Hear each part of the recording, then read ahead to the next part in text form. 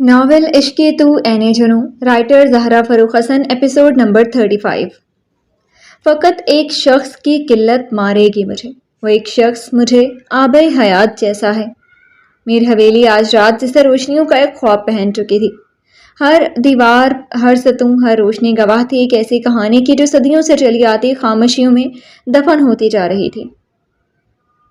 باغ کے بیچوں بیچ سفید پھولوں سے سجی وہ چمکتی کرسیاں، سنہرے فانوس اور ریشمی پردوں کی لرزش میں جیسے کسی المیے کا سایہ چھپا ہوا تھا۔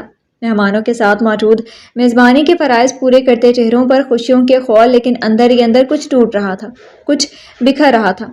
آج نادیہ کا نکاح تھا شہاب چودھری کے ساتھ، وہی شہاب چودھری جن کی بیوی ایک برس قبل ایک خاموش بیماری کے ہاتھوں وفات پا چکی تھی، اور جن کی زندگی کا واحد سہارا اب صرف ان کی بیٹی زریں چودھری ہی تھی، جس کی خاطر وہ دوسری شادی کر رہے تھے۔ اور یہ خاطر کی شادی نادیہ کی قسمت میں لکھا تھا۔ اس رات کی قیامت چاہے خاموشی سے بیت گئی تھی، مگر نادیہ کی قسمت کا فیصلہ اسی خاموشی میں سنایا جا چکا تھا۔ احمر کے آنے کے چند ہی لمحوں بعد میر احتشام حسن نے نکاح کی بات چھیڑ دی تھی، ایک ایسا فیصلہ جس پر نہ کوئی بحث ہوئی، نہ کوئی تردد۔ احمر جو ہر لفظ اپنے سینے میں دفن کرتا رہا، صرف سر جھکا کر رہ گیا۔ اگر داجی کی جگہ کوئی اور ہوتا تو شاید وہ کب کا انکار کر چکا ہوتا، مگر جو نیکی اور فرما برداری کا لبادہ برسوں سے اوڑھ رکھا تھا، وہ اسے مجبور کرتا رہا کہ ان کے آگے سر جھکاتا رہے، چاہے دل اندر ہی اندر ٹوٹتا رہے، چاہے بغاوت پر قابو پانا پڑے، مگر تب تک وہی کرے گا جب تک زوفشاں کو حاصل نہیں کر لیتا۔ اور اس کی خاموشی پر نادیہ نے اس فیصلے کے خلاف بہت شور مچایا، چیخی، چلائی، انکار پر اتر آئی، یہاں تک کہ دھمکیاں بھی دیں، مگر سب بے سود۔ اس کی آوازیں جیسے اس حویلی کی در و دیوار سے ٹکرا کر لوٹتی رہیں، کسی کے دل پر اثر نہ ہوا، یا اس رات کے یاور پر لگائے جانے والے الزام نے دلوں کو اس کی محبت سے خالی کر دیا تھا۔ احمر کی غیر موجودگی میں جو غلطی، یا کہہ لیجیے کہ جو گناہ اس نے کیا تھا، اس کی سزا اسے اسی کے گھر والوں کے ہاتھوں مل رہی تھی، بغیر کسی رحم، بغیر کسی درگزر کے۔ اور آج سرخ چوڑے، بھاری زیورات اور مصنوعی خوشیوں میں لپٹی نادیہ ایک زخمی ناگن کی مانند تھی۔ آنکھوں میں سرکشی کی بجھتی ہوئی لپک تھی، دل میں انتقام کی دہکتی ہوئی آگ، اور لبوں پر زہر آلود خاموشی۔ وہ اس گھر سے جا تو رہی تھی مگر شکستہ نہیں، وہ جا رہی تھی مگر خالی ہاتھ نہیں۔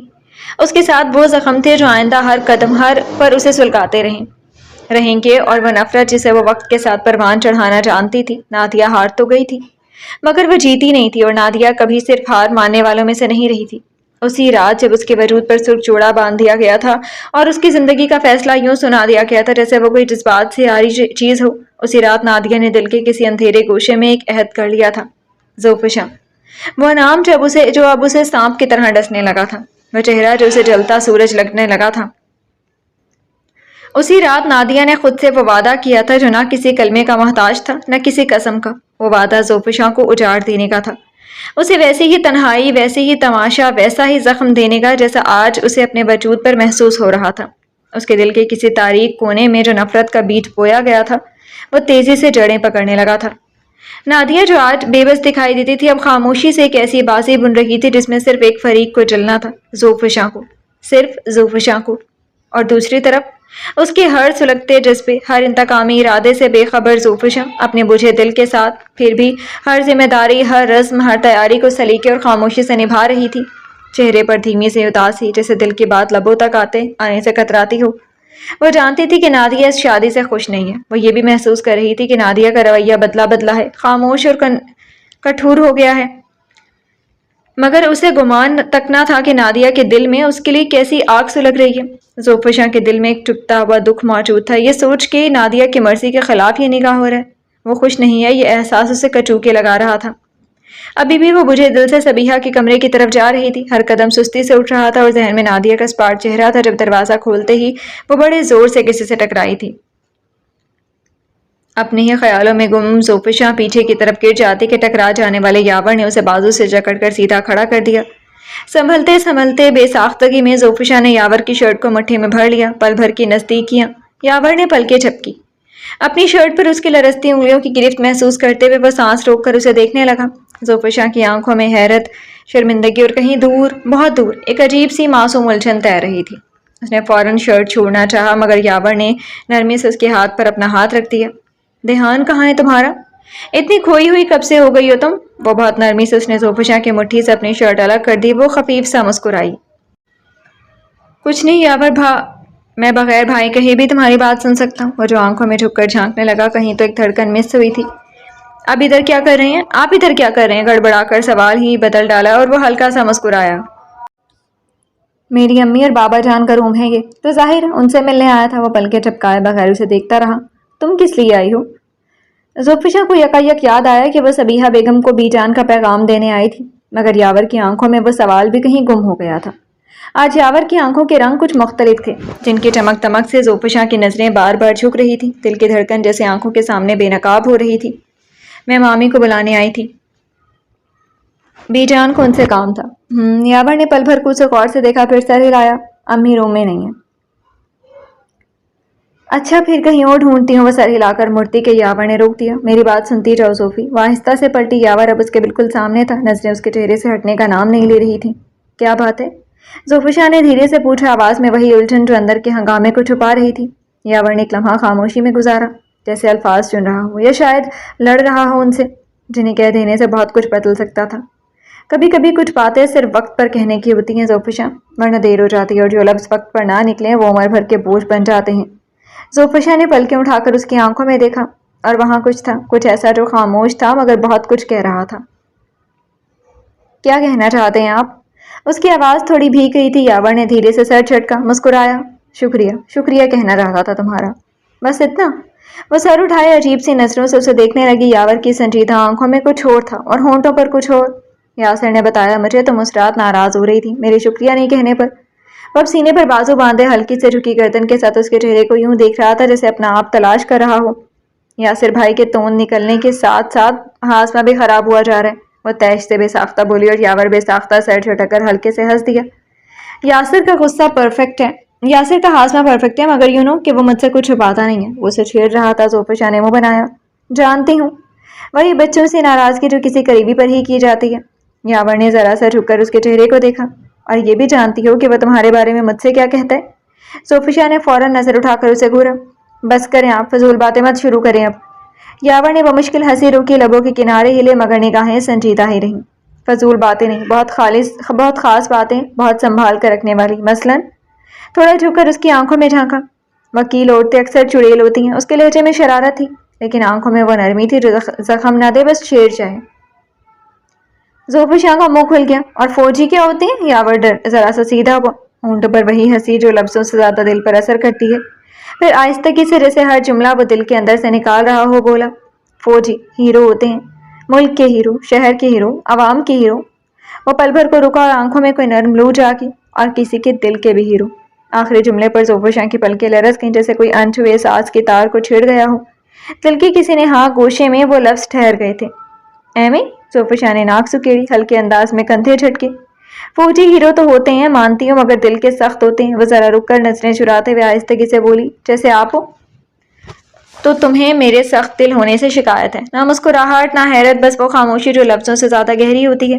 زلفشاں نے نظریں نیچے چرائیں، جیسے اپنی ہی بات پر خود چونکی ہو، پھر جلدی سے بولی، میرا مطلب تھا کہ آپ جیسے لوگ جذبات چھپانا جانتے ہیں، ظاہر نہیں کرتے، تو دل کے سخت لگتے ہیں۔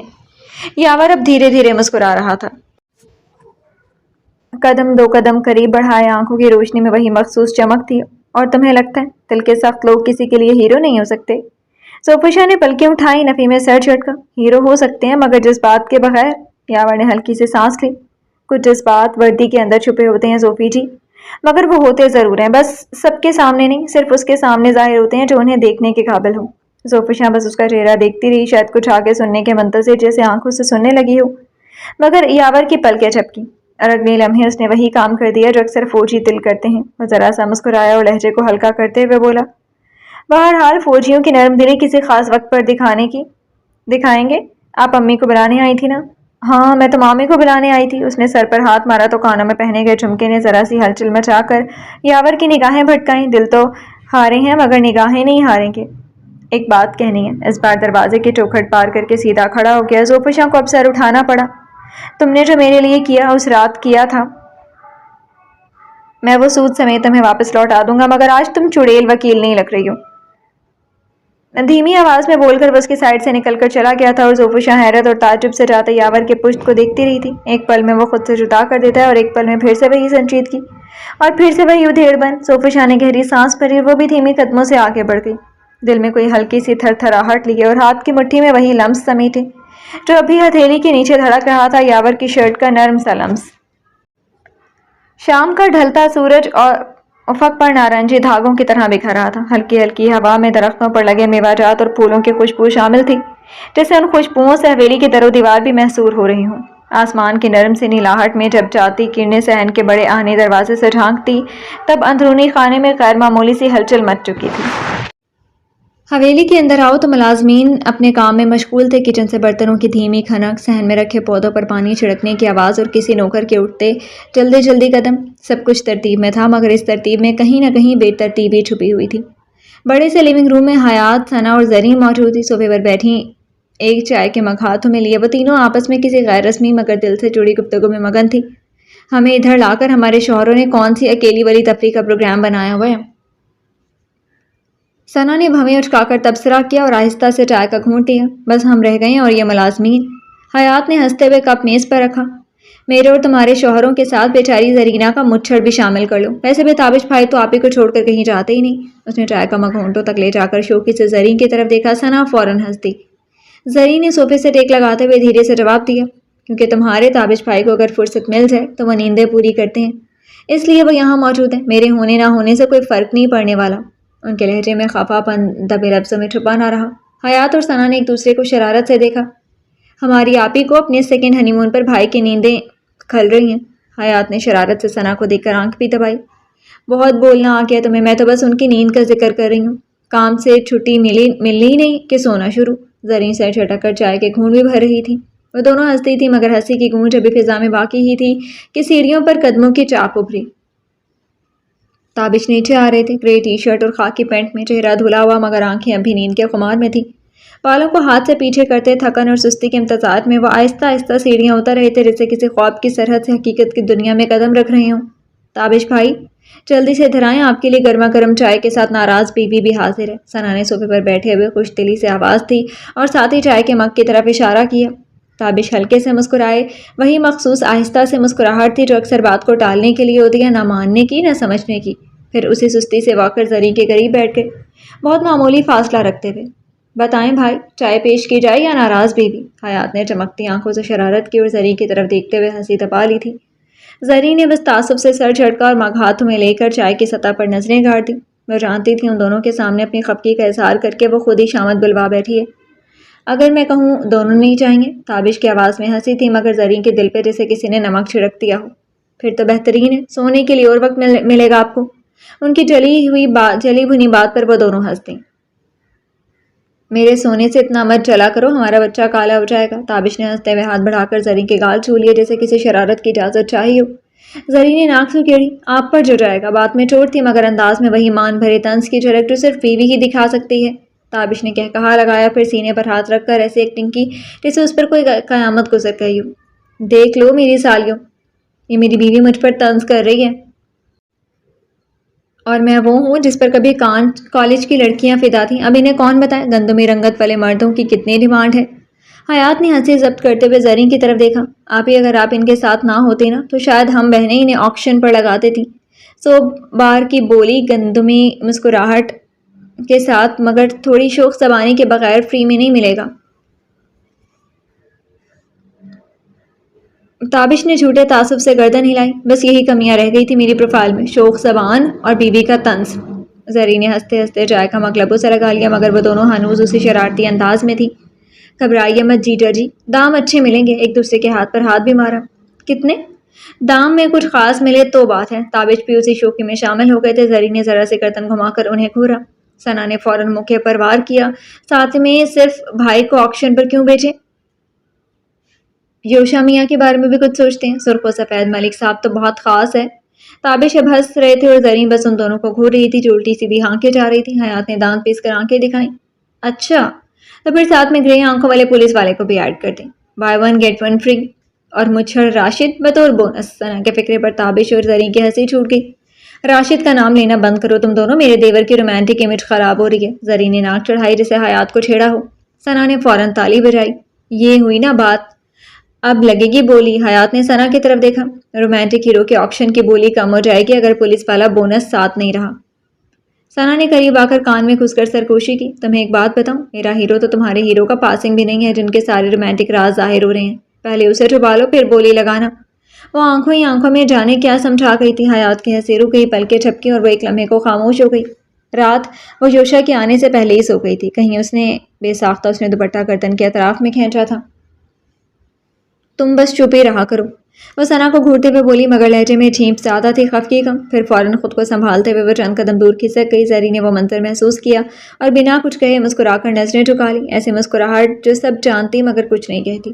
تابش نے حسب عادت ہنستی باتوں کی فضا میں خلل محسوس کیا تو وہی بے فکری سے پوچھ بیٹھے، ہماری محفل ان دونوں کے بغیر ادھوری ہے، کہاں ہیں دونوں؟ زری نے چائے کا مگ لبوں تک لانے سے پہلے ہی رکھ دیا تھا۔ آپ کو سونے سے فرصت ملے تو پتہ لگے نا کہ آپ کے بھائی لوگ صبح سے غائب ہیں۔ تابش نے مصنوعی خفگی سے سر جھٹکا۔ یار 2 گھنٹے کا سو کیا تم تو میری نیند کے پیچھے ہی پڑ گئی ہو۔ وہ ہاتھ سر کے پیچھے رکھ کر صوفے پر نیم دراز ہو گئے، پاؤں میز پر پھیلاتے ہوئے مکمل اطمینان سے۔ یوشا اور توحا کو کال کرو، کہو گھر جلدی آئیں، ہمیں رات کو ایک فنکشن اٹینڈ کرنا ہے۔ یہ سنتے ہی تینوں چونک گئی۔ کیسا فنکشن؟ زری نے پیشانی پر بل ڈالتے ہوئے پوچھا۔ ثنا اور حیات بھی ایک ساتھ ان کی طرف متوجہ ہو گئیں۔ تابش نے آنکھیں بند کرتے ہوئے جواب دیا، جوار خان یاد ہے تمہیں؟ زری کی نظریں تیز ہو گئیں۔ وہی جس کی بیٹی سے آپ کی بڑی دوستی ہو گئی تھی؟ تابش نے آنکھیں کھولی، گردن ذرا جھکائی اور خفیف مسکراہٹ کے ساتھ ثنا کی طرف دیکھا جب وہ مشکل ہنسی روک رہی تھی۔ آنے دو تمہارے پولیس والے کو، اسے 100 جوتے لگانے ہیں مجھے۔ اسی نے وہ تیلی دکھائی جس نے تمہاری بہن کا مزاج بگاڑا۔ تابش نے انگلی اٹھا کر جسے دھمکی دی تھی۔ 200 جوتے؟ 100 میری طرف سے، اس نے انہیں اکسایا تھا۔ زری نے بے ساختہ ہنسی روک کر جواب دیا، آپ خود ہنس ہنس کر باتیں کر رہے تھے، وہ بیچارہ تو بس مجھے بتانے کا گنہگار ہوا تھا، جوتے کھانے کا حقدار نہیں ہے وہ۔ توحا کا دفاع کرتے ہوئے ان کی آواز میں اب بھی اس رات کی خفگی کی ہلکی سی لکیر باقی تھی۔ تمہارا مطلب پھر میں ہوں گا جس سے جوتے کھلائے جائیں؟ تابش نے صوفے پر نیم دراز ہو کر دوبارہ آنکھیں موند لیتی۔ حیات اور ثنا زور سے ہنس پڑی اور زری کوئی جواب دیتی کہ جب ہی اندرونی دروازے سے توحا اور یوشا کے پیچھے چلتے ہوئے آتے دکھائی دیے تھے۔ آپ کے غائب شہزادے واپس آ گئے ہیں، زری نے ہلکی سی مسکراہٹ کے ساتھ کہا۔ ثنا اور حیات نے ایک ساتھ گردن موڑ کر ان کو دیکھا تھا۔ یوشا سفید شرٹ اور بلو پینٹ میں، بال قدرے بکھرے، ہاتھ میں موبائل، اور توحا حسب معمول سادہ سہولیے میں اور لبوں پر مسکراہٹ سجائے۔ آگے پیچھے چلتے ہوئے وہ لوگ آ کر صوفے پر نشست سنبھال چکے تھے۔ یوشا حیات کے قریب بیٹھا اور توحا ثنا کے قریب۔ تابش بھی سیدھے ہو کر بیٹھ گئے۔ آخرکار ہمارے لاپتہ بھائی لوگ حاضر ہو ہی گئے۔ ہمیں ایکجا کیے، آنکھیں کچھ چہرے پر کھوج بھی رہی تھیں۔ گمشدگی کا ایڈ تو نہیں دیا تھا آپ نے؟ حسب عادت توحا نے دانت نکالتے ہوئے پوچھ لیا۔ یوشا خاموش ہی رہا، یا قریب بیٹھے محبوب کی موجودگی کو صرف محسوس کرنا چاہتا تھا۔ ثنا نے فوراً توحا کو گھورا، وہ بھی دینا پڑے گا جو آپ دونوں یہاں رات دن کسی چکر میں پڑے غائب ہوئے رہیں۔ پھر تو ہمیں ٹی وی پر ایڈ دے کر آپ دونوں کو بلانا پڑے گا۔ توحا پشت صوفے پر لگا کر سکون سے بولا، محترمہ، پولیس والوں پر دنیا کے چکروں میں پڑنا فرض ہے اور اسے پورے سسپینس کے ساتھ ادا کرنا میرا شوق۔ ایسے جواب پر ثنا نے منہ بنا لیا اور حیات نے مسکرا کر یوشا کو دیکھا، یہ تو پولیس والے ہیں پر آپ کا شوق ان کے ساتھ کیوں پورا ہو رہا ہے؟ یوشا نے بس دیکھا، ایک ابرو اٹھائے، کاندھے اچکاتے اور پھر جواب دیے بغیر ایک پاس صوفے پر لمبا کر کے اطمینان سے بیٹھ گیا۔ تابش بھائی، آپ پوچھیں ان دونوں سے کہاں جاتے رہتے ہیں؟ ہمیں یہاں ہنی مون کا بول کر لائے اور بس ایک دوسرے کے ساتھ تفریح کی جا رہی ہے۔ ثنا کی شکایت پر توحا ذرا سا اس کی طرف جھکا تھا۔ ہنی مون منانے کے لیے تم راضی ہو رہے ہو تو دن رات تمہاری باہوں میں گزار دوں۔ ثنا نے سامنے کی طرف دیکھتے ہوئے بس کوہنی چلائی تھی جو توحا کی پسلی میں گھسی اور وہ سیدھا ہو کر بیٹھ گیا۔ میں کیا پوچھوں، میں تو اپنے سیکنڈ ہنی مون پر خود بیوی کی ناراضگی کی زد میں ہوں اور بہنوں نے نیلامی لگائی ہوئی ہے۔ تابش ہنوز اسے مزاحیہ انداز میں بولتے ہوئے مسکرا رہے تھے۔ زری خاموشی سے سب کو دیکھتی محظوظ ہو رہی تھی۔ کون لگا رہے نیلامی آپ کے؟ یوشا نے انگلیوں کو حرکت بھی دی تھی جو سیدھا حیات کی گردن کی پشت کو چھیڑنے لگی۔ اس نے غیر آرام دہ ہو کر آگے کو کھسکنے کی کوشش کی مگر انگلی نے جو سوٹ کی نیک لائن کو تھام کر جکڑا اسے اسی حالت میں بیٹھنے پر مجبور کیا تھا۔ آپ کی لاڈلی بیوی لگا رہی ہے، آپ لوگوں کی بولی گندمی رنگت والے ہینڈسم بھائی کے ساتھ، سفید اور سرخ پہاڑی جن اور گرے آنکھوں والا مکار پولیس والا۔ ثنا مسکراہٹ دباتی حیات کو دیکھ کر پلکوں کو خم بھی دے چکی تھی۔ یوشا نے آرام سے پاؤں پر پاؤں رکھتے ہوئے کہا، ہمیں خریدنے کی کوشش کرنے والے سوچ کر ہی کنگال ہو جائیں گے، اس لیے آپ یہ کام رہنے ہی دیں۔ اٹھی ہوئی گردن اور چہرے پر چھایا تفاخر۔ تابش ہلکے سے ہنس دیے۔ ثنا نے ہنستے ہوئے چٹکی لی، کہیں آپ لوگ وہ مال تو نہیں جو شوکیس میں رکھا ہے تو قیمتی لگتا ہے، استعمال میں آئے تو شکایتیں شروع؟ حیات نے ٹکڑا لگایا، اور واش کرنے کے بعد تو خاص طور پر ریٹرن پالیسی کی ضرورت پڑتی ہے اور گارنٹی ختم ہونے پر خراب ہونے پر کونے میں رکھ دیا جائے۔ اس بار زری بھی بول پڑی، ताहा ने हाथ उठाकर एहतजाज किया। देखा ताबिश भाई, इन दोनों के साथ रहकर सीधी भाभी की जबान भी जल्लाद बन गई है। ताबिश ने फलसफेयाना अंदाज में गर्दन हिलाई। यही तो बीवियों की तरक्की याफ्ता ज़बान है, संभल कर चलना पड़ता है। हर लफ्ज़ के नीचे बारूदी सुरंग छुपी होती है, कब फट जाए मालूम ही नहीं। गर्दन चलाते हुए अफसोस ही अफसोस मगर आंखों में हंसी।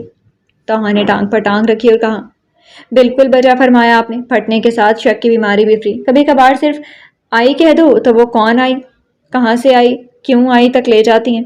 उफ, उसकी बातें हयात और जरी को हंसी आने लगी मगर सना ने नाक चढ़ाकर कहा,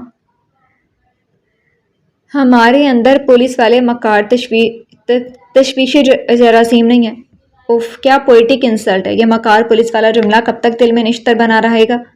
तहान दोनों हाथ दिल पर रखे सब हंसे और ताबिश ने क्या कहा लगाया, बस अब ये शादीशुदा मर्दों का दर्द है मेरे भाई, जहाँ बीवी हर रोज़ एडिटिंग करती है और शॉर्ट ही हर दिन क्रैश हो जाता है। ताहा ने हाथ उठाकर फौरी बोला, पर मैं तो ताज़ा शौहर हूँ, मेरा सिस्टम अभी वायरस फ्री है। उसके बन बन के बोलने पर हयात की हंसी छूटी। मुस्कुरा तो योशा भी दिया था, पर सना ने तेज़ निगाह डाली। तुम्हारी रैम तो कब की हैंग हो चुकी है, सिर्फ रीबूट का इंतज़ार है। सबका कहकहा ज़ोर से गूंजा था। बस अब इसी मूड में तैयार हो जाओ, रात फंक्शन है। ताबिश ने मुस्कुराते हुए जैसे उन्हें महज इत्तला नहीं बल्कि एक नरमी से हुक्म दिया था। योशा के चेहरे से मुस्कुराहट गायब हुई। उसने पलके सुखेड़ कर ताबिश को देखा। ये बीच में फंक्शन कहाँ से आ गया। उसकी आवाज़ में नागवारी की हल्की सी लहर थी। योशा ने तो उस शाम के लिए कुछ और सोचा था, कुछ ज़ाती, कुछ खलबत में डूबा हुआ, मगर अब ये तकरीब। ताबिश के चेहरे की मुस्कुराहट मध्यम हुई थी। वो संजीदा अंदाज में गोया वे, जवार खान की बेटी की मंगनी है जुनैद जमशेद के भाई के साथ। जुनैद ने ख़ास तौर पर बुलाया और मैंने ये चाहता कि हमारी गैर हाजिरी को कोई पुरानी कदूरत फिर से जिंदा कर दे। ताबिश की आंखों में नरमी और समझौते का पैगाम था। योशा के जहन में माजी का एक धुंधला मगर तल्ख मंजर उभरा। कुछ लम्हे वो बस ताबिश को देखता रहा, फिर आहिस्तगी से सर इस बात में हिला दिया था, ठीक है लेकिन सिर्फ थोड़ी देर के लिए, हम जल्दी वापस आ जाएंगे। ये कहकर वो सोफे से उठा और सीढ़ियों की तरफ बढ़ गया। हयात ने उसके जाते वजूद को कुछ लम्हे तकते हुए देखा, फिर गहरी सांस लेकर नजरें फेर ली। उसी लम्हे ताहा ने अपनी मखसूस चौकी में ताबिश से छेड़ते हुए पूछा, भाई ये वही बेटी तो नहीं जो पिछली बारिश में आप पर फिदा हो रही थी। ताबिश ने फौरन तकिए का रुख बदला। अस्तगफिरुल्लाह, सना अपने शौहर को काबू में रखो वरना मेरे हाथों से जूते खाने से कोई नहीं बचा सकता। कहकर वो हंसते हुए मगर ज़रा संजीदा अंदाज में सोफे से उठे थे। मैं योशा से मिलकर आता हूँ। ये कहते हुए वो भी सीढ़ियों की सिमत रवाना हो गए। ताहा ने फ़ोन निकाला। मैं भी 2-3 फ़ोन कॉल्स कर लूँ फिर आता हूँ। ये कहकर वो भी उठ खड़ा हुआ। उन सबके जाते ही कमरे में बस ख़वातीन रह गई और जैसे रस्म महफिल हो। बातों का रुख फ़ौरन उसे जाने मुड़ गया कि आज की तकरीब में क्या पहनना है, कौन सा रंग मौजू होगा और जेवरात किस अंदाज के हों। हर पार्टी की शुरुआत में यही पहला मार्का होता है, लिबास का इंतखाब।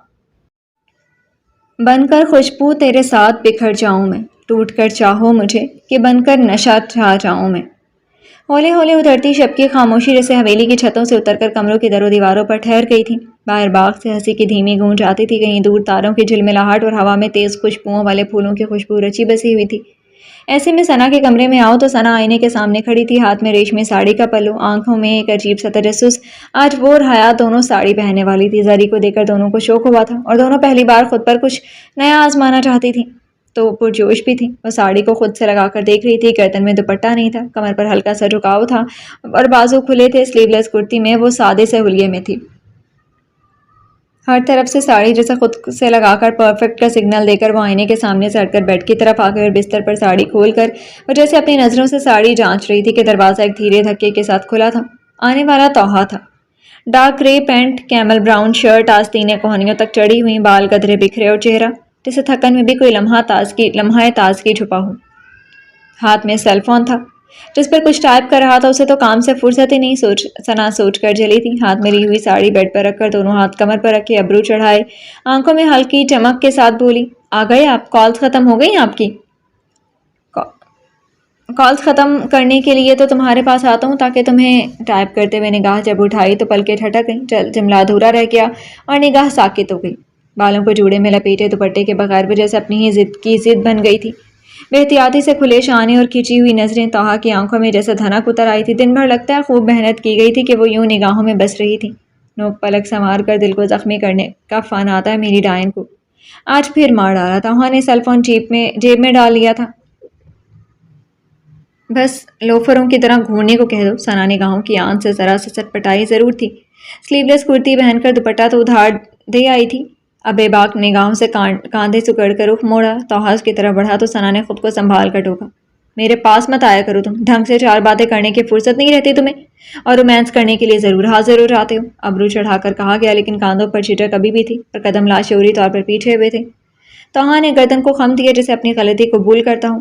تم کوئی بھی فرصت فراہم کر دو، میں تو غلام ہوں آپ کا۔ اس نے دھیرے سے ہاتھ آگے بڑھایا جیسے پورا آسمان تھامنے جا رہا ہو، اور اس کی کلائی کو چھوڑ کر رک گیا۔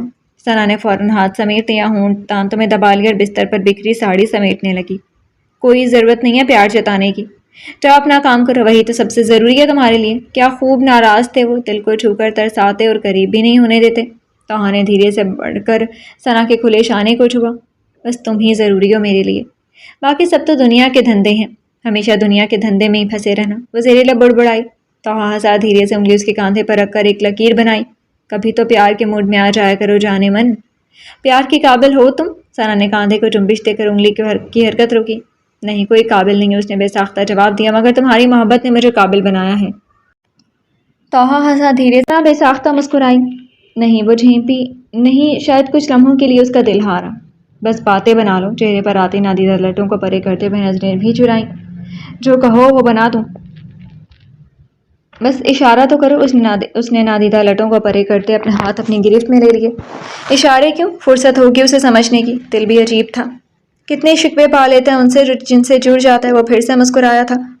چلو اب فرصت کے لیے تیار ہو لیتا ہوں، کریں آپ اشارے۔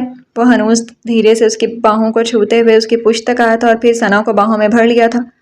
ثنا کے دل نے ایک لمحے کو احتجاج کیا، مگر زبان نے صرف اتنا کہا، پیچھے ہٹو، کب تک اپنے دل سے بغاوت کرتی رہو گی بیگم صاحبہ۔ وہ مسکرایا اور ایک ہاتھ سے اس کی کمر تھام کر دوسرے ہاتھ سے اس کا جوڑا کھول دیا۔ بال کھلے اور کمر کے گرد ریشم کا ایک سرا نرم ہوا میں ہولے سے لہرا گیا، جیسے توہا کے چہرے پر بکھر کر فخر کر رہا ہو۔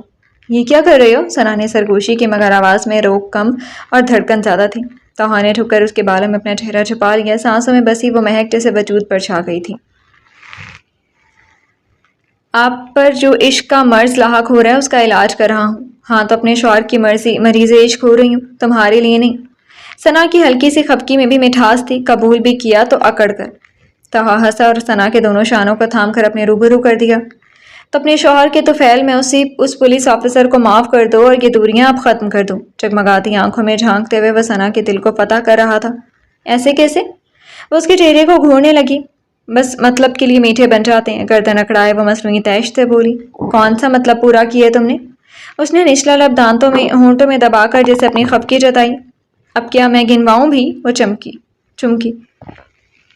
ہاں گنواؤ۔ توہا نے جھک کر اس کی ٹھوڑی اپنے لب رکھے، ہلکی نمی، ہلکی سی شرارت اور گہری محبت۔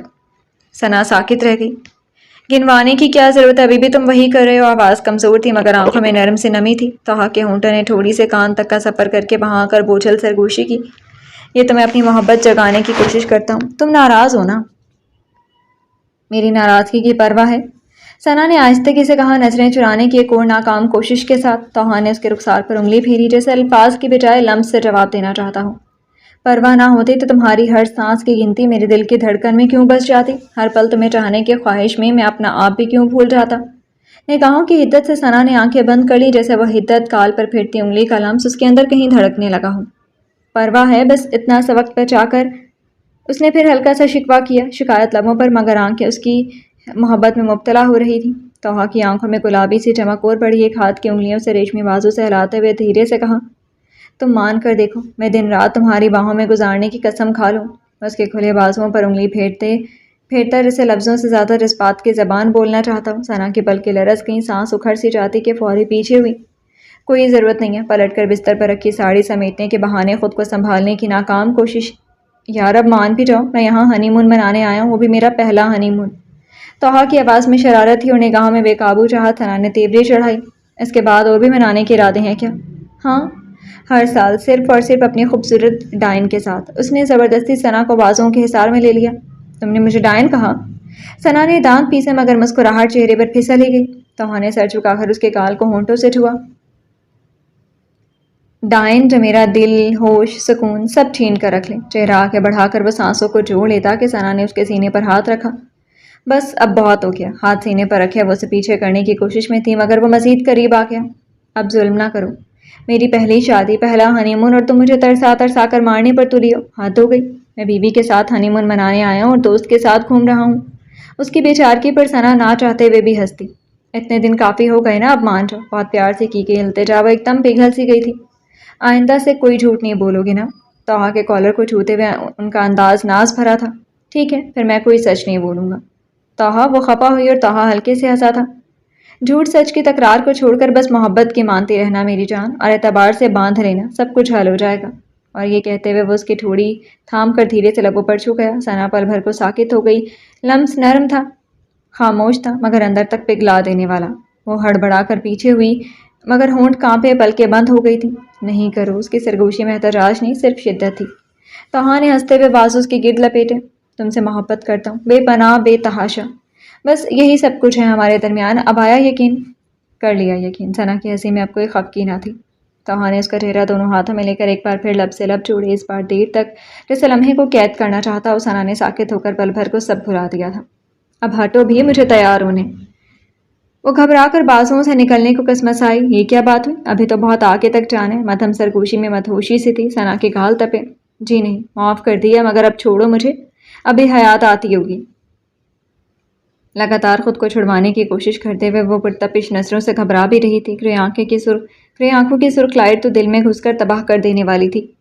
میرا دوست ہے حیات کے پاس، تم اس کی فکر مت کرو۔ ثنا کی پشت پر ہاتھ کستے ہوئے گستاخ ہوئے تھے۔ توحا بس کرو نا، تیار ہونے ہیں مجھے۔ ثنا ہلکی سے چینکی تھی، مگر وہ سننے والا کب تھا؟ اس نے کمر پر جھولتے بالوں کو انگلیوں سے کھینچا تھا۔ میں تمہیں اور زیادہ بگاڑنا چاہتا ہوں۔ تیار تو تم کب کی ہو چکی ہو؟ گردن جھکائی اور نرمی سے اس کی گردن پر ہونٹ رکھ دیے۔ وہ لمحے کو بھول گئی کہ سانس لینا تھا۔ توحا پلیز چھوڑو مجھے، حیات آ جائے گی۔ ثنا کی آواز میں اب سرسراہٹ تھی، وہ بھیگی کانپتی سی۔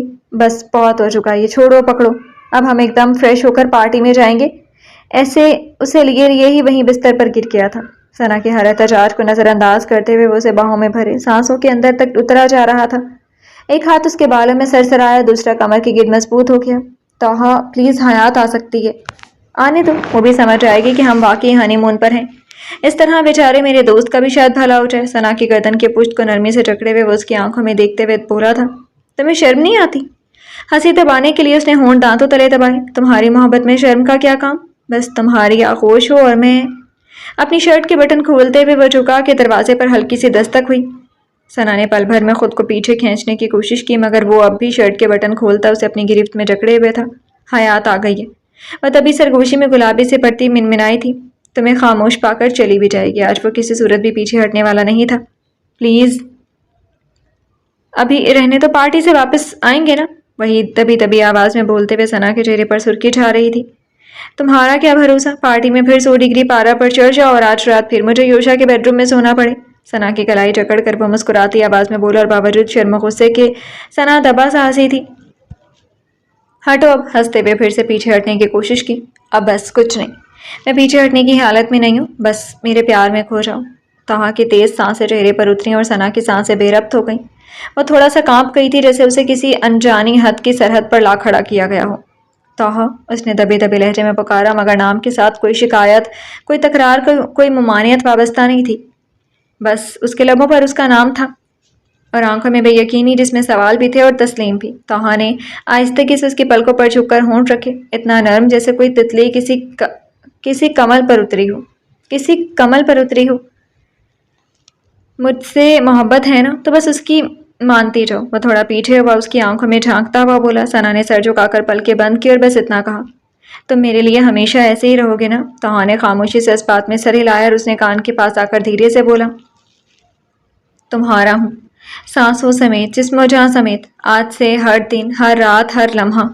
کمرے میں خاموشی گہری ہو گئی تھی، جیسے سانسوں کی روانی بھی اسی لمحے کے تقدس کو محسوس کر رہی ہو۔ ثنا نے آہستہ سے خود کو چھپانے کی کوشش کی، مگر توحا نے اس کے ہاتھ تھام لیے تھے۔ چھپانے کی اب ضرورت نہیں ہے، تم تو وہ ہو جسے میں ہر روپ میں، ہر جذبے میں، ہر طرح چاہتا ہوں۔ وہ اپنی انگلیوں سے ثنا کے ہر راز کھولنے لگا تھا، دھیرے دھیرے، جیسے کوئی کسی نازک راز سے پردہ ہٹا رہا ہو۔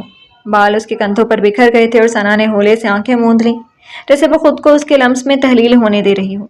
توحا نے اس کے ماتھے سے آغاز کیا تھا، پھر ناک کی سیدھ میں آ کر اس کے لبوں پر رکا۔ ثنا نے ہولے سے ہونٹوں کو بند رکھا، مگر دل کی دھڑکن جیسے اعلان کر رہی تھی کہ وہ اس ہار میں رضامند ہے۔ تمہارے لبوں پر اپنی وفا ثبت کرنا چاہتا ہوں، وہ سرگوشی جیسا بولا۔ ثنا کے لب تھوڑے سے لرزے اور طاہا کے ہونٹوں نے اس لرزش کو اپنے ہونٹوں میں جکڑ لیا۔ کمرے کی فضا بدل چکی تھی، جیسے خاموشی میں بھی سانس چھپے ہوں، جیسے سانسوں میں بھی دھنک ہو، جیسے قریب بہت خاموش، بہت نرم، ایک دوسرے کی حد میں ڈھلنے لگے تھے۔ پردے چاک ہو گئے تھے، مگر اس کا خوف نہیں تھا، فقط ایک اضطراب تھا جس میں شرم، محبت، تذبذب اور قبولیت سب شامل تھے۔ طاہا نے اس کی گردن پر ہونٹ رکھے اور آنکھیں بند کر کے جیسے دعا کی یا شاید شکر ادا کیا تھا۔ مجھے یقین نہیں تھا کہ تم مجھے کبھی اتنا قریب آنے دو گی، بوجھل ہوتی آواز میں وہ آہستگی سے بولا۔ ثنا نے خود کو اس کے سینے سے لگا لیا، ایک ایسی قربت میں جہاں لفظ چھوٹے پڑ جاتے ہیں اور فقط لمس بولتا ہے۔ مجھے بھی یقین نہیں تھا کہ میں کبھی اتنا ٹوٹ کر کسی سے محبت کروں گی، وہ پہلی بار اعتراف کر گئی۔ محبت نے اس لمحے ان دونوں کے درمیان دیواریں ہٹا دی تھیں۔ وہ صرف جسمانی تعلق نہیں تھا، وہ ایک روح کی رسائی تھی، ایک وصل جس میں مکمل ہونے کا یقین شامل تھا، جس میں گواہ فقط دل کی دھڑکنیں تھی اور گواہی میں سانسوں کی روانی۔ کھڑکی سے آتی ہواؤں نے بستر پر لیٹے دو وجودوں کو جیسے اپنی چادر میں لپیٹ رکھا تھا۔ خاموشی ہر طرف گہری تھی، بوجھل سی سرگوشی میں ڈھلی، پرسکون بخش، جیسے دو روحوں کے بیچ کوئی عہد خاموشی میں تحریر ہوا ہو۔ میں اپنی ہر ایک سانس دے دوں تجھے، ذرا سی چاہت کی خوشبو لبوں پر سہ لو تم۔ جوشا اپنے کمرے میں ایلیا کے ساتھ موجود تھا جب کمرے کا دروازہ آہستگی سے کھلا اور اندر آتی حیات کے چہرے پر خفیف خفگی کے آثار تھے۔ بیڈ پر نیم دراز جوشا نے آنکھ اٹھا کر مسکراتی نگاہوں سے اسے دیکھا تھا۔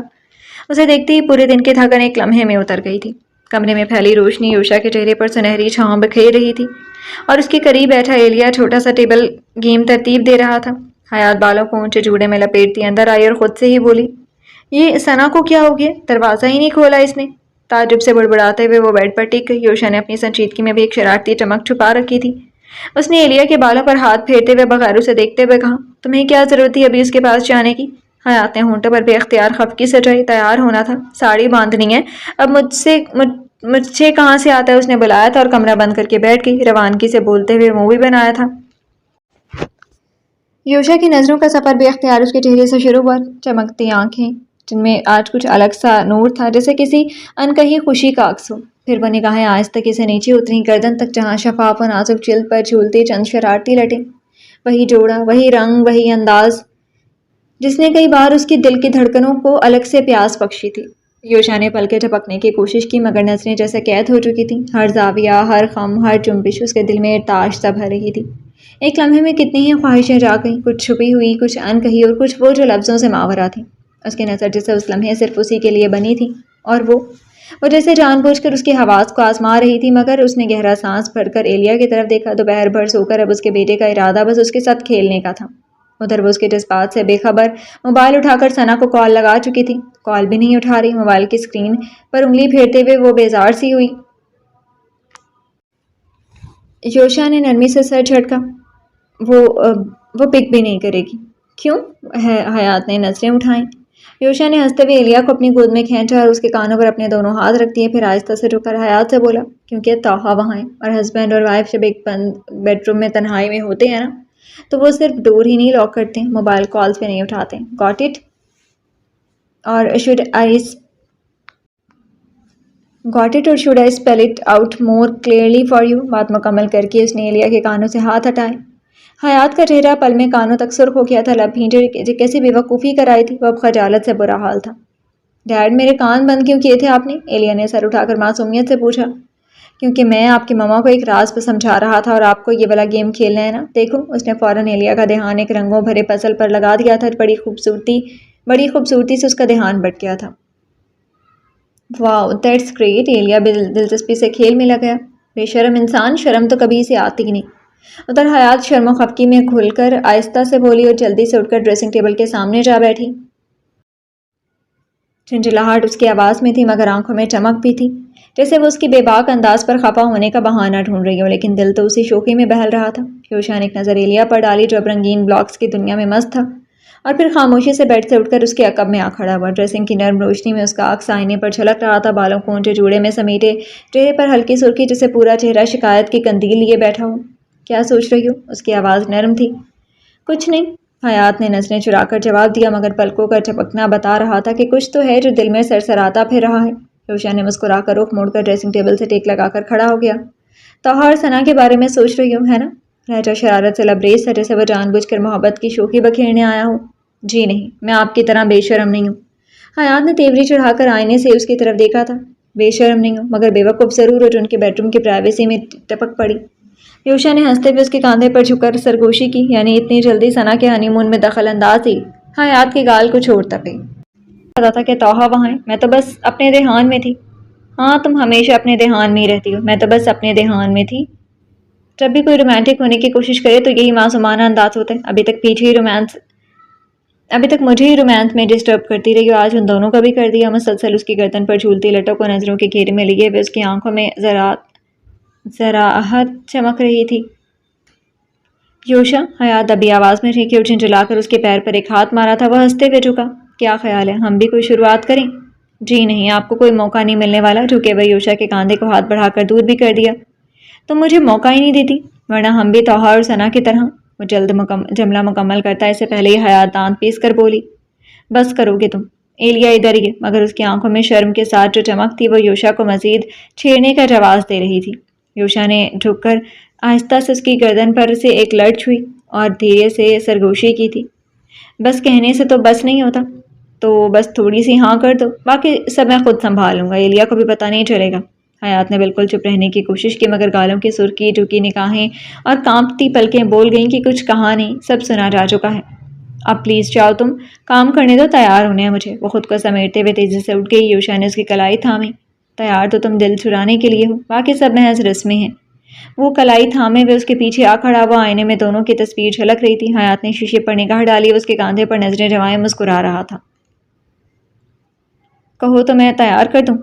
یوشا کی سرگوشی حیات کی گردن کے پیچھے انگلی کی نرم سی خراش کے ساتھ جیسے ہلکی لہر کی صورت اس کے سماعت سے ٹکرائی تھی. آواز اتنی مدھم تھی کہ صرف وہی سن سکتی تھی. کمرے میں موجود ایلیا اپنی ہی دنیا میں گم تھا. اب کیا آپ ساڑی بھی پہنائیں گے مجھے؟ اس کے لہجے میں شوخی تھی، آنکھوں میں چمک، جیسے یہ منظر اس نے پہلے کہیں خواب میں دیکھا ہو. I can do everything. Sari تو محض ایک بہانہ ہے. یوشا نے گردن تھوڑی سے موڑ کر اسے دیکھا، پھر آہستگی سے ایک پاس اس کی کمر کی گرد لپیٹ دیا. ساتھ ایک نظر ایلیا پر بھی ڈالی جو اب بھی گیم کی دنیا میں کھویا ہوا تھا. جی نہیں، آپ رہنے دیں. ثنا باندھ دے گی. ویسے بھی وہ ابھی کمرے میں شوہر کے ساتھ خاص کلاس میں مصروف ہے. اسے فارغ ہونے دے، پھر میں اسے بتاتی ہوں کہ محبت کی کلاس اصل میں کیا ہوتی ہے. وہ نرمی سے یوشا کے ہاتھ کو اپنی کمر سے ہٹا کر ڈریسنگ ٹیبل سے لگ کر کھڑی ہو گئی. یوشا ہنسا، دھیما اور گہرا. وہ ہنسی جو بدن میں سنسناہٹ دوڑا دے. انہیں کلاس لینے دو، میں تمہاری ساڑی باندھ دوں گا. دھیرے دھیرے ہر پل کو محسوس کرتے ہوئے حیات نے ہونٹوں پر مسکراہٹ کو دبایا، لیکن اس کی آنکھوں نے پہلے یوشا کی ہار مان لی تھی. آپ ساڑی باندھیں گے یا پھر دوسری کلاس شروع کر دیں گے؟ لبوں سے ادا ہونے والے الفاظ میں شرارت تھی لیکن آواز میں خفیف کپکپاہٹ بھی تھی. یوشا کی آنکھوں کا رنگ جیسے گہرا سمندر ہو گیا، جذبے کی تہیں رازوں کی گہرائیاں. تمہیں اندازہ نہیں ہے میں کتنے طریقوں سے لپیٹ سکتا ہوں. ساڑی ہو یا تمہاری باہیں، بس اجازت ہو. یوشا کی انگلی نے ایک بار پھر اس کے شانے پر ہلکی سی لکیر کھینچی، جیسے وہ لمس آ کے بڑھنے کی چاہ ہو. بس کرو اب. حیات کی شرمیلی سی ہنسی لبوں سے چھوٹ گئی، نرم نازک، اور یوشا نے مسکراتے ہوئے لمحے کو قید کر لیا. آج تمہاری مہلت ختم ہونے والی ہے میڈم. زبان کی پکی. اپنے رومانس کی کلاس کی شروعات تو یہیں سے شروع کروں گا. یوشا نے مدھم مگر گمبھیر لہجے میں کہا، جیسے رات کا سناٹا اب بھی اس کی بات سننے کو تھم گیا ہو، جیسے دھڑکنوں کو بھی یہی منظور ہو. یہ کس نے کہا؟ حیات کے پلکیں بے ساختہ لرزیں اور گلابی سے سرخی اس کے چہرے سے اتر کر پورے وجود پر چھا گئی تھی. اسی زبان نے جو کبھی خواہش کا ذکر کرتے ہچکچائی تھی، آج وہی خواہشیں پوری ہوں گی تمہاری لبوں سے، تمہارے ہی انداز میں. آج کی رات صرف ہماری ہے، صرف ہماری. یوشا کی آنکھوں میں چاہت کی بے قراری تھی، ایک ایسا جنون جو بیان سے باہر تھا. حیات کی نظریں جھکی ہوئی تھیں، دل کی دھڑکن جیسے دھیمی دھیمی دھن پر چل رہی تھی. کمرے کے فضا میں خوشبو کی نرمی تھی اور ایک ایسی خاموشی جو صرف قربتوں کے لمحوں میں جنم لیتی ہے. اب تم زبان کی پکی بننے کے لیے تیار ہو نا؟ یوشا نے جھک کر اس کی جھکی پلکوں کے نیچے جھانکنے کی کوشش کی. آواز میں شرارت تھی مگر آنکھوں میں بے تابیاں چھپی تھیں. کبھی نہیں. اس نے دونوں ہاتھوں سے اس کے شانے پیچھے دھکیلنے کی ایک ناکام سی کوشش کی، لیکن یوشا نے فوراً اس کی کلائیاں تھام کر اپنی طرف کھینچ لیا. وہ اتنی قریب آ گئی کہ سانسیں ایک دوسرے سے الجھنے لگی تھیں. یوشا، ایلیا یہیں ہے.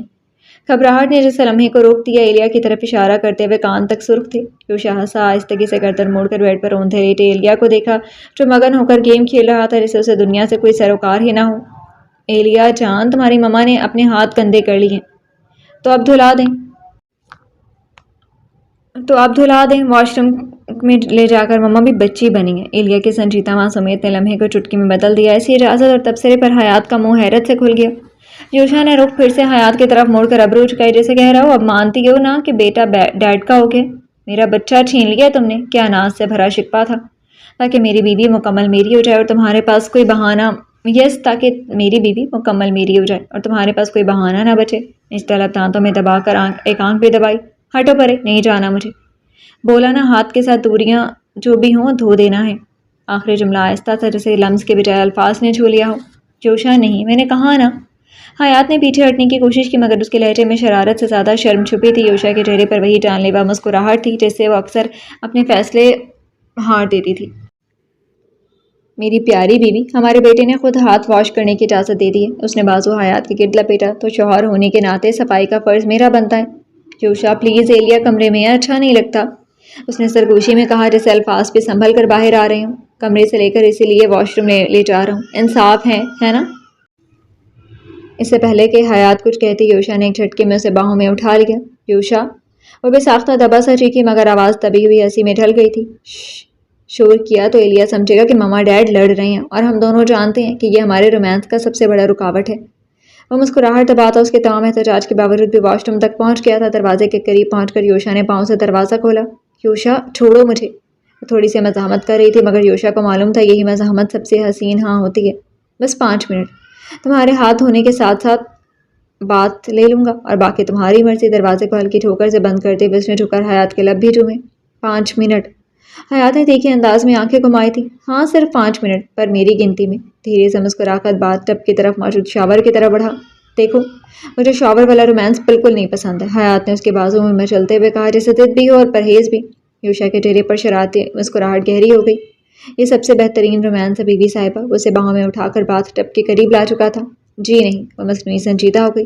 یاد ہے آپ کو کیسے اپنے خونخوار روپ میں ہر بار غصے میں پانی میں دھکیل کر رومانس کرتے تھے اور پھر اتنی بار مجھے بھگا کر ڈراتے تھے؟ تب سے میں ڈری ہوئی ہوں اور اس لیے ہرگز پسند نہیں کرنے والی یہ والا رومانس۔ ہونٹوں کو بناتے بگاڑتے ہوئے سب سے یاد دلا کر وہ کس ترکیب میں تھی یہ وہ اچھے سے جانتا تھا۔ یوشا نے ایک لمحہ رک کر اس کی آنکھوں میں جھانکا۔ اوہ، تو یہ ہے سازش؟ پرانی بات یاد دلا کر میرا موڈ بگاڑنے کی؟ آنکھیں سگڑ کر جو گھورا۔ وہ جھینپ کر ہنس دی۔ سازش تو آپ کی تھی مجھے ڈرانے والی۔ یوشا نے کمر پر گریپ تھوڑی مضبوط کرتے ہوئے سرگوشی کی۔ اسی لیے تو لایا ہوں ادھر۔ آج بتاؤں گا کہ پانی میں بھگا کر بھی محبت کیسے کرتے ہیں، وہ بھی بغیر ڈرائے، بغیر تنگ کیے، صرف تمہیں محسوس کرتے ہوئے۔ کمر پر پھرتی انگلیاں اپنے حق کی تلاش میں تھی اور حیات کے پلکیں لرزیں۔ یوشا نے آہستگی سے اسے نیچے اتارا، ایک ہاتھ بڑھایا اور لمحوں میں شاور آن ہو چکا تھا۔ ہلکی ہلکی بوندیں فضا کو نیم نم کر رہی تھیں اور وہ لمحہ جو کبھی ماضی کی شکایت تھا اب محبت کی وضاحت بننے والا تھا۔ یوشا نے اس کی بات پر فوراً اسے اپنی باہوں میں بھر لیا۔ نہیں، تم بکھرتی نہیں ہو، تم بکھیرتی ہو۔ میری عقل، میرا ہوش، میری نیند، سب کچھ۔ وہ اس کے کندھے پر چہرہ رکھ کر کچھ لمحے خاموش رہا جیسے اس کی خوشبو کو سمیٹ رہا ہو۔ یوشا، حیات نے نرمی سے اس کے سینے پر ہاتھ رکھا۔ آپ بہت برے انسان ہیں اور تم بہت پیاری سزا ہو۔ اس کے ماتھے پر لب رکھتے ہوئے بولا۔ یوشا، اگر تم نے شرارت کی تو قسم سے۔ وہ جھک کر اس کے کان میں بولا، پانی میں دہکتے ہونٹوں کی جلن۔ تو قسم یہ ہے کہ میں کبھی بھی زبان کی پکی نہیں بنوں گی۔ آنکھیں کس کر بند کیے بے ساختہ یوشا کی بھیگی شرٹ دبوچ لی۔ اس نے چہرہ بڑھا کر شاور کے نیچے اس کی پیشانی پر ہونٹ رکھے۔ تم بنو یا نہ بنو، مگر میں بس تمہارا بن کر اب تم میں کھو جانا چاہتا ہوں۔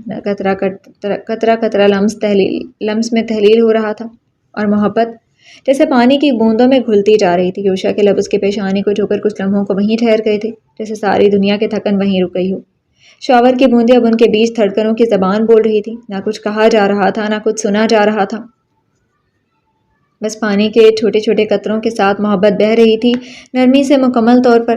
یوشا، حیات کی آواز دھیمی تھی جیسے کسی خواب سے نکلی ہو۔ وہ اس کی آنکھوں میں دیکھتے ہوئے بولا، ہاتھ اس کے گیلے بالوں سے پھسلتے ہوئے کمر تک آیا جہاں کی لرزش ہاتھوں میں اتری تھی۔ کچھ مہلت اور دو کی۔ وہ ہولے ہولے کانپتی آنکھیں شرم سے بند کر رکھے ہوئے تھی۔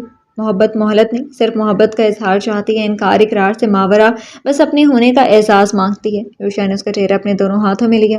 مجھے مکمل ہونا ہے تم میں کھو کر، کبھی سختی، کبھی شرارت، لیکن اصل میں اسی شدت سے جو تمہارے لیے میرے دل میں برسوں سے مچل رہی ہے۔ اس کی انگلیاں حیات کے رخسار پر پھسلتی ہوئی ٹھوڑی کے نیچے رکیں۔ اب لبوں کے بیچ صرف ایک سانس کا فاصلہ باقی تھا۔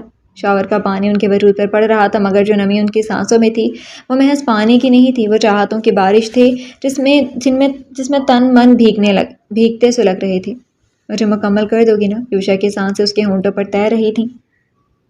حیات نے آہستہ سے آنکھیں کھولیں اور جو دیکھنے کو ملا وہ صرف ایک محبت نہیں تھی بلکہ ایک الگ ہی جذبہ تھا جس کی نگاہ میں بے پناہ احترام، خاموشی میں پرسکون محبت اور لمس میں مکمل اپنائیت تھی۔ بے ساختہ حیات کا سر اقرار میں ہلا اور یوشا نے اس کے کندھے پر اپنے لب رکھے، کسی دعا کی طرح، کسی حسرت کی طرح، اور پھر اس کے دونوں ہاتھوں کو تھام کر سرگوشی کی۔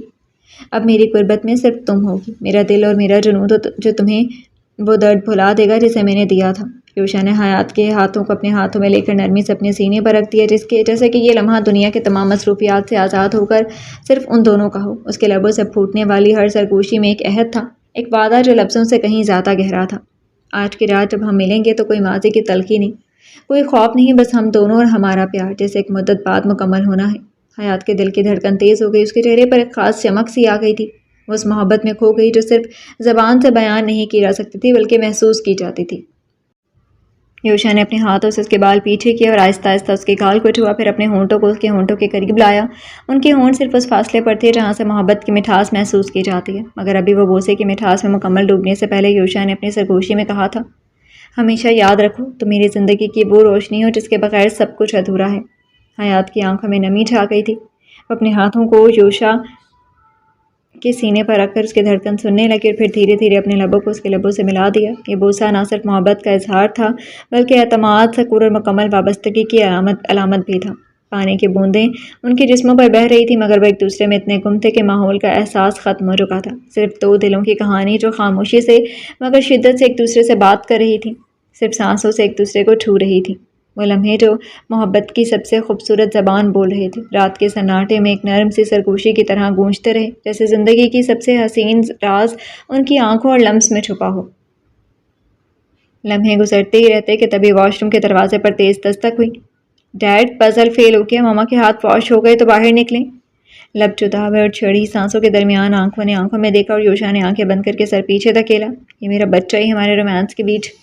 حیات ہنستی ہولے سے مخمور سی اور یوشا نے اسے دیکھ کر گہرا سانس لیا۔ چلیں تب تک کے لیے آپ کو چھوڑ دیا جب تک ہم تنہا نہیں ہو جاتے۔ آہستہ سے اسے الگ ہوتے ہونٹوں پر مسکراہٹ تھی۔ کیا پتا پھر کوئی رکاوٹ آ جائے، ہونٹ دبا کر اس نے چھیڑا تھا۔ اب ایسا میں ہونے ہی نہیں دوں گا، آج رات تو تمہیں ماما بنا کر ہی دم لوں گا۔ اس نے ہاتھ اٹھا کر اس کے لب چٹکی میں بھر کر مسلے۔ شرم کرو۔ حیات نے کانوں تک سرخ ہوتے ہوئے اس کے شرٹ کے بٹن پر انگلی ماری۔ آج رات ہے صرف میری، یاد رکھنا۔ یوشا نے سرگوشی کی اور مڑ کر تیزی سے واش روم سے نکل گیا۔ اسی طرح بھیگا ہوا کیونکہ ایلیا کو تو وضاحت دے کر بہلا لینا اسے اچھی طرح سے آتا تھا۔ رات ستاروں کے جھرمٹ میں چاند کا تھال لیے ہوئے خاموشی سے پھیلتی جا رہی تھی۔ آسمان کسی خواب کی چادر سا لگ رہا تھا، مدھم روشنی، ہلکی ہوا اور ارد گرد گونجتی کہکہوں کی لطیف سرگوشیاں۔ گاؤں سے دور دوسرے شہر کی سرحد شروع ہونے سے پہلے یہ خوبصورت ریزورٹ تھا جہاں آج جوار خان کی بیٹی کی منگنی کی تقریب منائی جا رہی تھی، روشنیوں سے نہایا، مہمانوں سے بھرا اور نئی طرز کی سجاوٹ سے سجا۔ ایسے میں حیات خاموشی سے اسی محفل کے شور سے ذرا دور اپنی کرسی پر بیٹھی تھی مگر نظریں کہیں اور تھیں، وہاں جہاں وہ کھڑا تھا، بلیک 3 پیس میں ملبوس جس پر چاندنی بھی جیسے فخر سے چمک رہی تھی۔ جیل سے سلیقے سے جمائے ہوئے بال، نفاست سے تراشی گئی داڑھی، وہ مخصوص غرور بھری سنجیدگی جو صرف یوشا سعید ملک کے چہرے کو زیب دیتی تھی۔ اپنی جان پہچان کے لوگوں سے ملتے ہوئے وہ آج محفل میں موجود مہمانوں کی آنکھوں کا مرکز بنا ہوا تھا، ہر نگاہ جیسے غیر ارادی طور پر اس کی جانب کھینچتی جا رہی تھی۔ یوشا سعید ملک، نام ہی نہیں، ایک تاثر، ایک مقام، ایک خاموش سا روب جو اس کے لبوں کی سنجیدگی سے ہوتا ہوا اس کی خاموشی میں بھی جھلکتا تھا۔ حیات نے اپنے نازک ہاتھوں کی انگلیوں کو آپس میں جکڑ لیا۔ اس کے سامنے کچھ فاصلے پر مہمانوں کی ایک ٹولی جمع تھی جس کے درمیان کھڑا وہ کبھی کسی سے ہاتھ ملاتا، کبھی کسی کے ساتھ گردن جھکا کر بات کرتا اور کبھی دھیرے سے مسکرا دیتا، وہی مسکراہٹ جو حیات پر بجلی بن کر گرتی ہے۔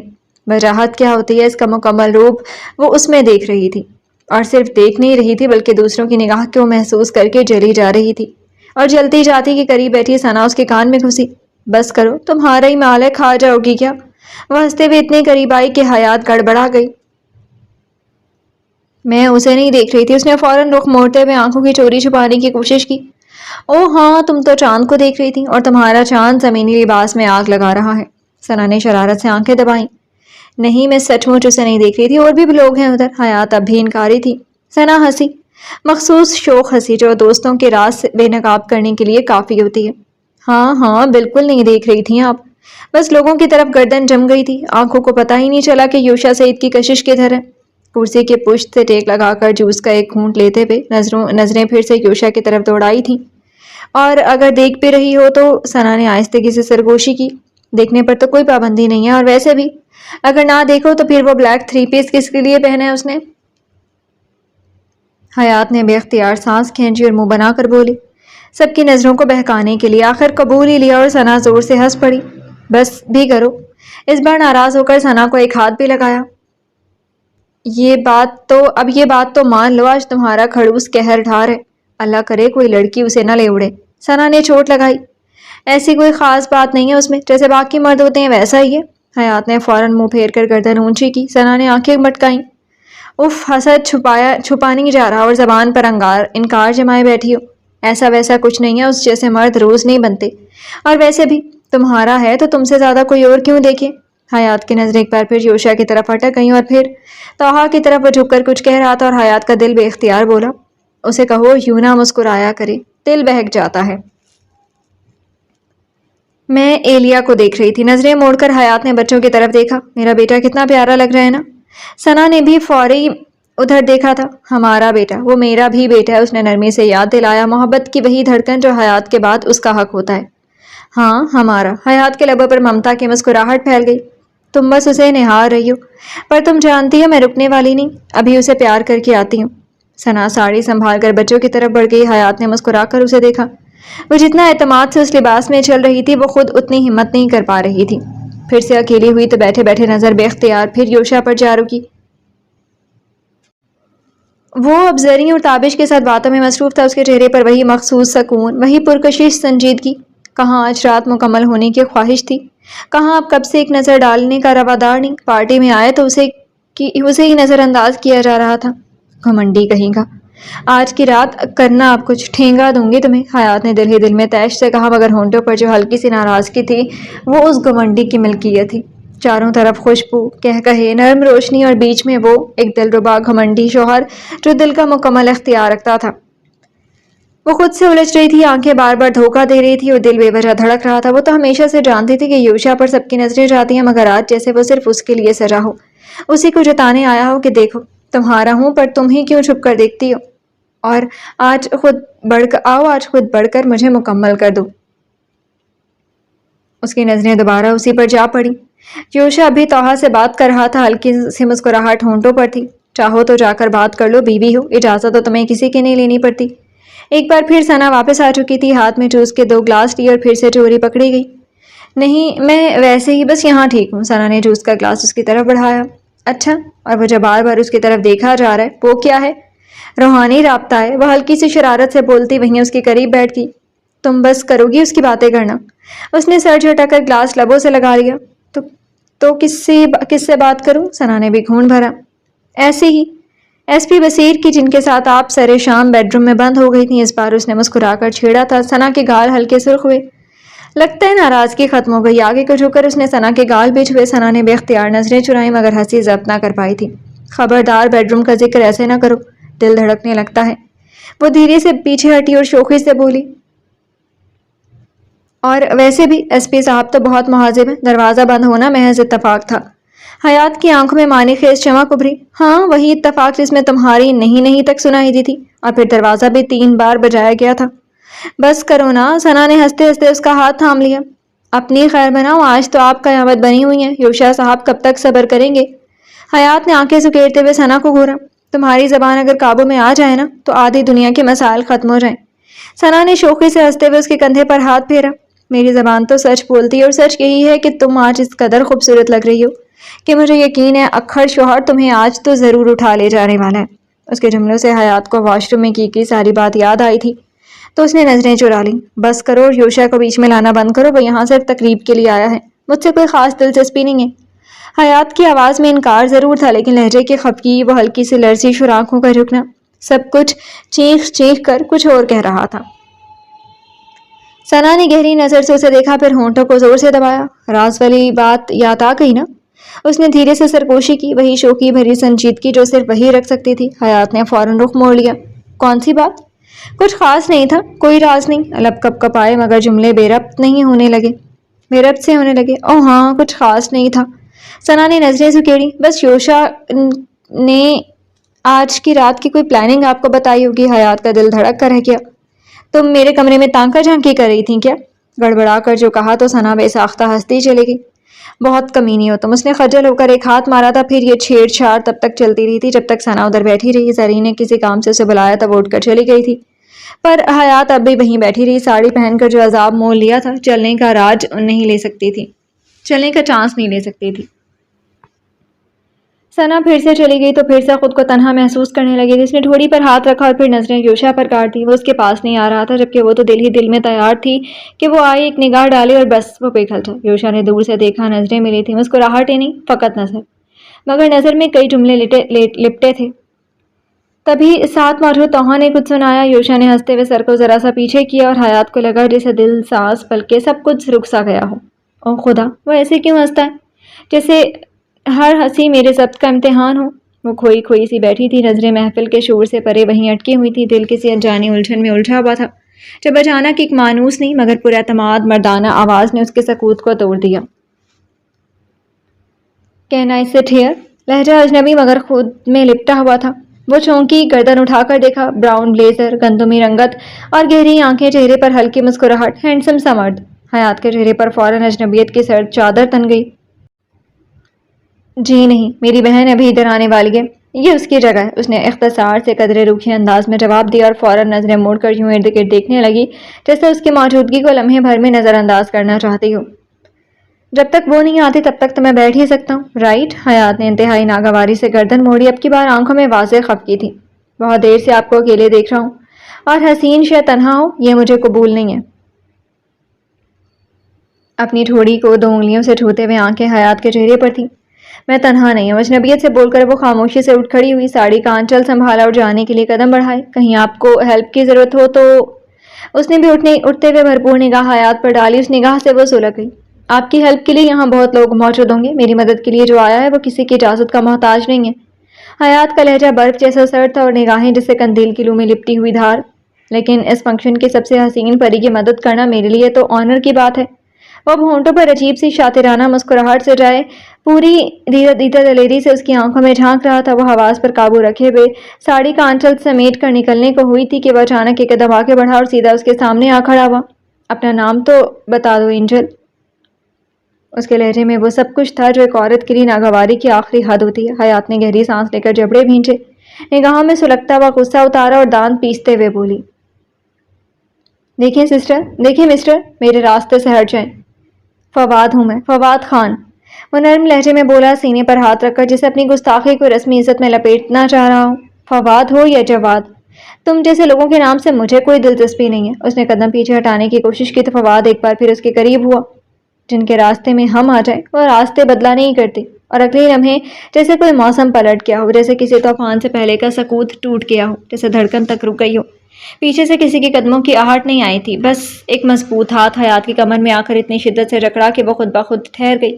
وہ ہاتھ پہچانا ہوا تھا، وہ گرفت استحقاق کی تھی، وہ لمس تسلی کی تھی۔ اور جو لوگ کسی کی راہ میں پتھر بن کر کھڑے ہوں، انہیں ٹھوکر مار کر ریزہ ریزہ کر دینا مجھے آتا ہے۔ یہ آواز وہی تھی، سرد، بے رحم اور بجلی کی طرح کاٹتی ہوئی یوشا کی۔ حیات کی روح جیسے بل کر خاموش ہو گئی اور دل گہری سانس بھر کر مطمئن ہو گیا۔ اس نے آنکھیں بند کر کے لمحے بھر کو خود کو اس گرفت میں ڈھلتے محسوس کیا۔